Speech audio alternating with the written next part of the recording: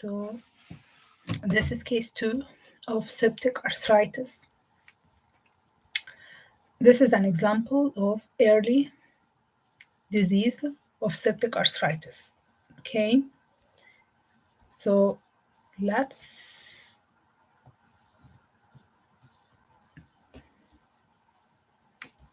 start with the difference between the early disease and the late disease of septic arthritis. So in early disease, before early and late disease, you need to know that septic arthritis usually is unilateral disease with monoarticular involvement, and its risk factors either infective endocarditis or sickle cell anemia. So you need to look for these risk factors in the history of the patient. So early in the disease, there is joint effusion with infected fluid seen intra-articular. So this joint effusion will cause widening of the joint space and cortical erosions and periarticular osteopenia. Osteopenia is seen on X-ray as decreased bone density. Periarticular bone marrow edema is seen on MRI, okay, with adjacent muscle edema and swelling. So here, our second case, axial CT scan of the pelvis. The findings here are 3. First one is there is widening of the right sacroiliac joint space. Widening of the right sacroiliac joint space by the effusion. Widening of the joint space is a criteria of the early disease. Okay. Second finding is cortical irregularity. Cortical irregularity, indicating cortical erosions on both sides of the right sacroiliac joint. Can you see the cortical irregularity that indicate cortical erosion? So here, cortical erosions are criteria of early septic arthritis. However, subchondral erosions and intra-articular bony fragment are criteria of late septic arthritis. Cortical erosions are seen as cortical irregularities or non-visualization of the cortex. Okay. The third finding is there is enlargement of the adjacent iliopsoas muscle and gluteal muscles. Okay. This is the normal iliopsoas muscle. This is the enlarged iliopsoas muscle. Can you see the difference? Okay. So here there is enlargement of the adjacent iliopsoas muscle. This is the normal gluteal muscles. This is the enlarged gluteal muscles. So there is enlargement of the adjacent iliopsoas muscle and the gluteal muscles. Okay. The interpretation here, the findings would be suggestive of unilateral inflammatory process in the right sacroiliac joint. Together with the history of fever, this patient has a history of fever. septic arthritis should be considered. Why? This sentence, okay, is very important as it will help you to memorize what is septic arthritis, okay? Fluid inside and the edema outside, only on one side, equal infection or septic arthritis. Again, edema inside the joint, fluid inside the joint, or effusion inside the joint and edema outside the joint, only on one side, only unilateral, affecting only unilateral disease or monoarticular, only one joint. Okay, so only on one side,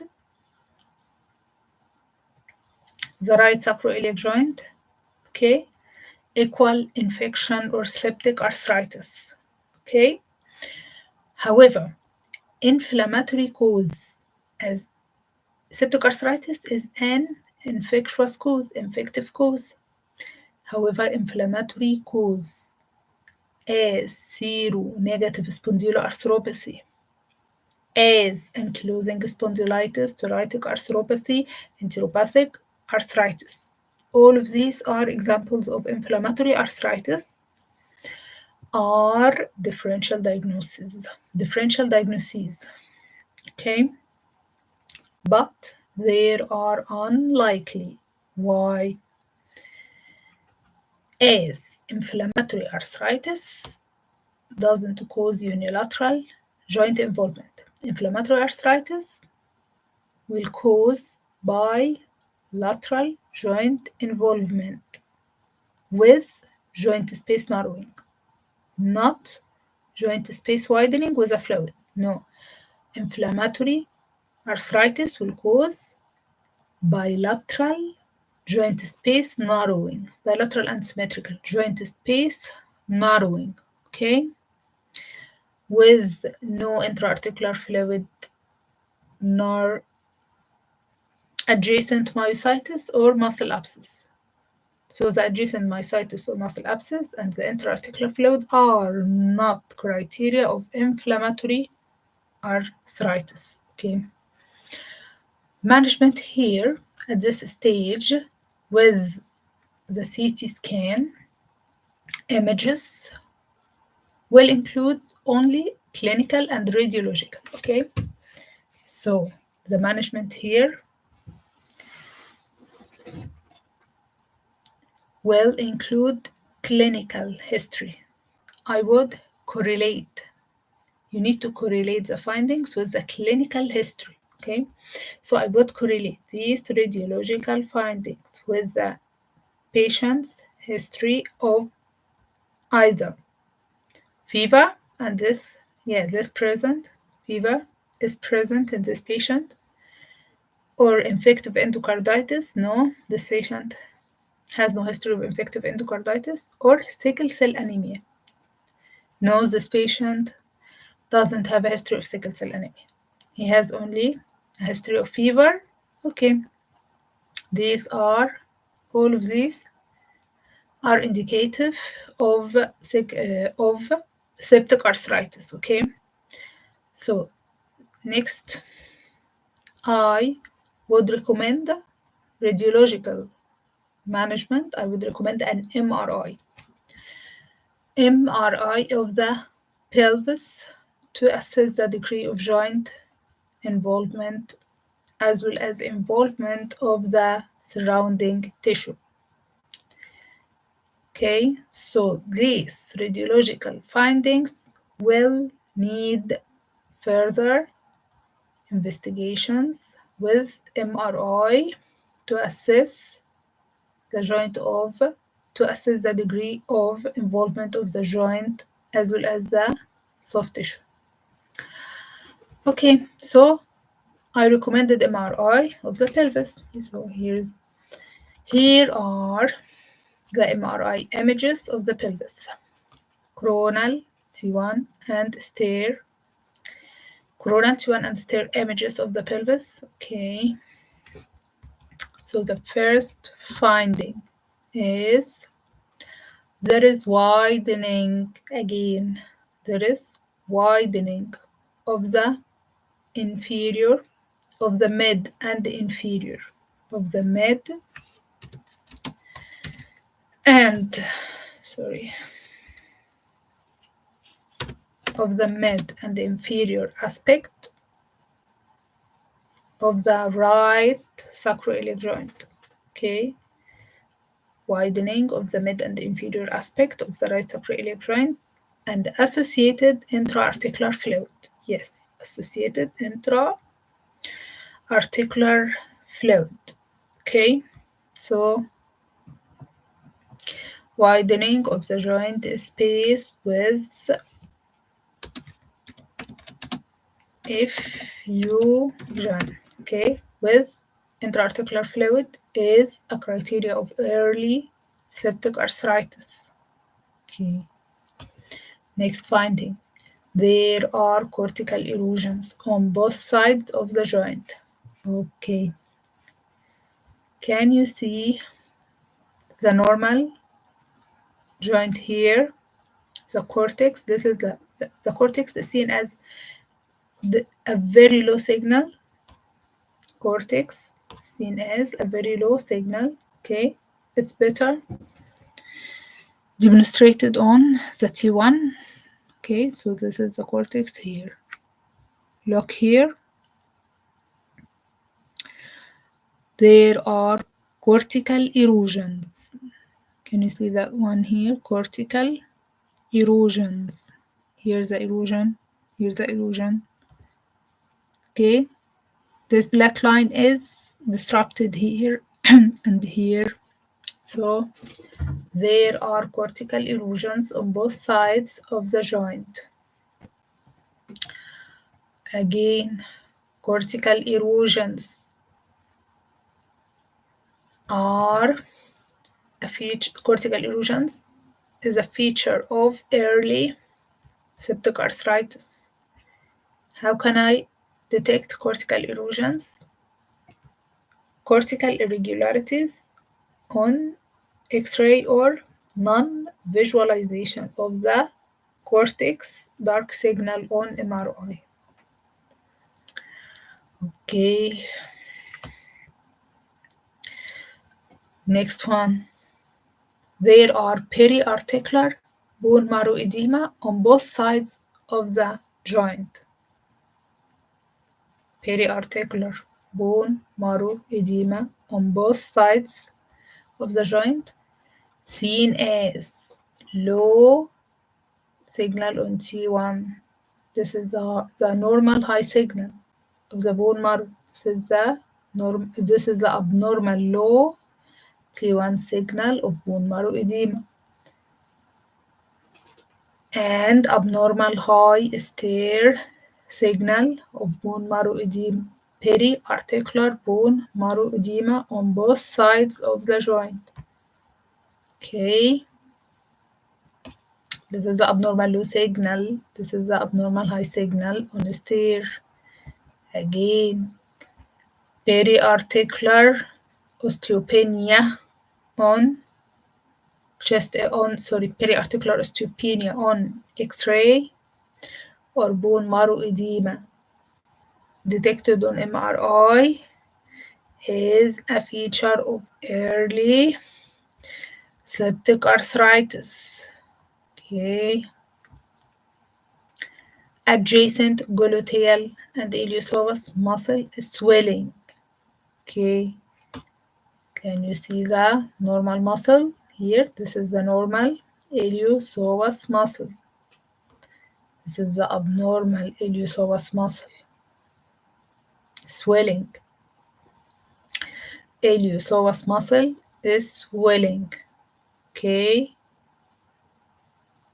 Here. Iliopsoas muscle swelling. Here is the iliopsoas muscle here. This is the swelling of the adjacent iliopsoas muscle. So the muscles are swollen with abnormal high signal on stair images. This is the iliopsoas muscle, and here the abnormal high signal of the gluteal muscle. Okay, abnormal high signal of the gluteal muscle and abnormal high signal of the swollen iliopsoas muscle. Interpretation. So the interpretation here, the findings would be suggestive of unilateral inflammatory process in the right sacroiliac joint. Unilateral inflammatory process in the right sacroiliac joint with the history of fever. This patient has a history of fever. Infective cause or septic arthritis should be considered. However, inflammatory cause as seronegative spondyloarthropathy, as ankylosing spondylitis, psoriatic arthropathy, enteropathic arthritis are differential diagnoses, but they are unlikely as they cause bilateral joint space narrowing, okay, with no intra-articular fluid as seen here and no adjacent muscle edema, no adjacent myositis or muscle abscess, okay. After the MRI findings, you need to, sorry,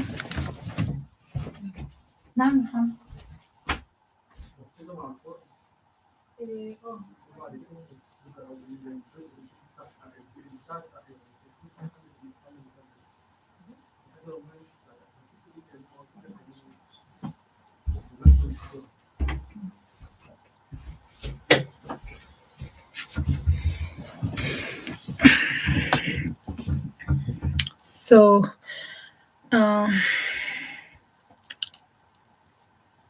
after the MRI findings, you need to add the malignancy in your differential diagnosis.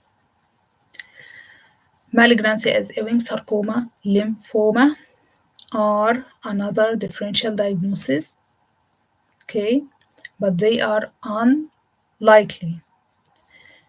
Why? As they do not involve the joint space. So the malignancy will not involve the joint space. Okay, so joint space widening or narrowing excludes excludes malignancy as a cause. Okay, the joint space is intact with malignancy. The malignancy do not tend to involve the joint space, however, they tend to have an extraosseous soft tissue mass. The management here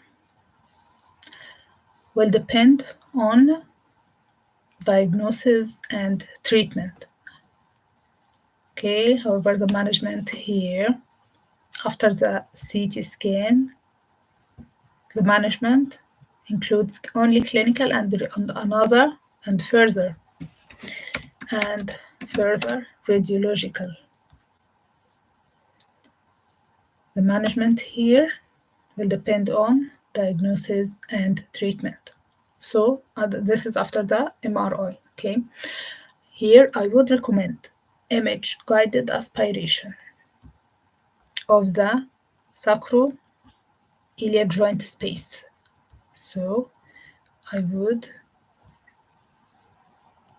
recommend image guided aspiration of the sacroiliac joint space, okay, which is the golden standard for the management, as it allows culture and sensitivity for culture guided intravenous for the start of culture guided intravenous antibiotic therapy. So when you aspirate the fluid from the joint, you will have the opportunity to examine this fluid by culture and sensitivity, and this will allow you to start a culture-guided intravenous antibiotic therapy, to start the patient on a culture-guided intravenous antibiotic therapy. Okay, this is how to diagnose. How to treat. Treatment is not your role here. You need to refer the patient to an orthopedic specialist. So, an orthopedic referral is recommended to guide the treatment, which may include high dose of intravenous and oral antibiotic as definitive treatment, as well as symptomatic treatment by image guided drain placement or surgical drainage of the abscess. So the symptomatic treatment includes drainage of the abscess to relieve the symptoms, either by an image guided drain placement or surgical opening and the drainage of the abscess. So this was the second case of septic arthritis. Thank you.